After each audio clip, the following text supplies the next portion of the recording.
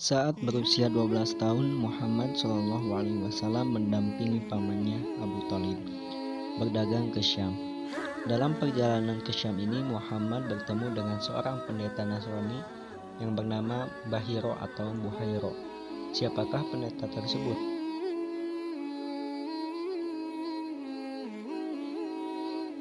Dalam kitab Adab Bizantium disebutkan, Buhairo adalah seorang rohib yang menganut aliran Ayrus Nasturi, dan ia mengingkari Lahud al-Masih, ketuhanan al-Masih Nabi Isa, dan menyatakan bahwa penamaannya dengan sebutan Tuhan tidak diperbolehkan.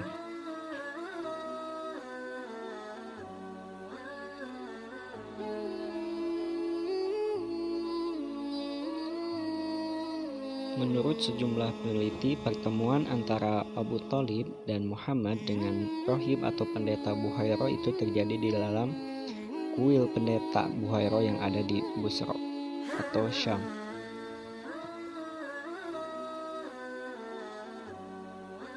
Di tempat ini terdapat sebuah tempat ibadah gereja yang diyakini banyak orang sebagai gereja Buhairo. Tempat tersebut berada di dekat kawasan Roman Theater yang dibangun pada masa pemerintah Romawi oleh Kaisar Julianus pada tahun 513 atau 512 sebelum Masehi. Hanafi Al-Mahlawi dalam bukunya Harun Semerbak tempat-tempat yang dikunjungi Rasulullah SAW menjelaskan Rasulullah SAW pernah 2 kali mengunjungi Syam.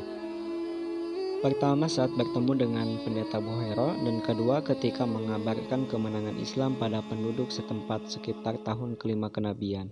Dalam Sirah Nabawiyah karya Ibnu Ishaq diceritakan Abu Thalib pergi menuju Syam dan merangkap berdagang, dan tatkala telah siap melakukan perjalanan, tiba-tiba ia merasa rindu dengan keponakannya dan ia ingin membawa ke Syam.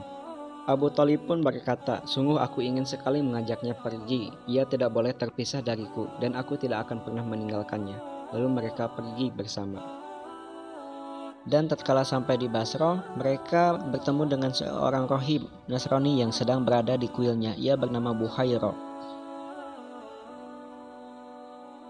Sebelumnya para kafilah pedagang kerap bertemu dengannya, namun ia tidak pernah berkata sesuatu yang spesial kepada mereka. Akan tetapi pada tahun itu tatkala kafilah Abu Thalib berhenti di dekat kuilnya, sang rohib segera membuatkan banyak makanan untuk mereka. Hal ini dikarenakan ada sesuatu yang ia terawang dari dalam kuilnya. Mereka mengatakan bahwa ia melihat utusan Allah sedang berada di atas tunggangan dan terdapat awan yang menaunginya dari panas matahari, padahal ia berada di antara banyak orang. Kemudian mereka tiba dan turun di dekat sebuah pohon serta melihat ke arah awan yang juga menaungi pohon. Bahkan ranting-ranting pohon itu pun condong seolah menunduk kepada Rasulullah hingga ia bisa berteduh di bawahnya. Dan ketika Buhairo melihat fenomena itu, ia pun turun dari kuilnya dan mengutus seseorang untuk menemui mereka.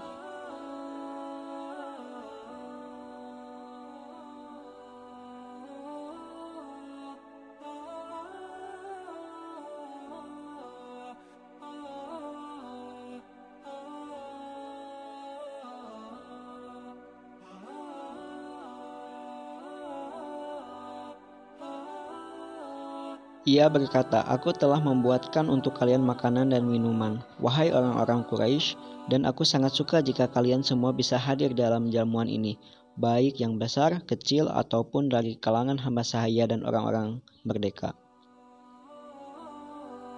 Setelah berbasa-basi, kafilah Abu Thalib akhirnya menerima tawaran itu dan bersedia menghadiri jamuan makanan dan minuman yang disediakan. Dan ketika Buhairo melihat Muhammad, ia merasa ada sesuatu yang berbeda dengan rombongan anggota kafilah lainnya. Ia amati tubuhnya dan menemukan sebuah tanda.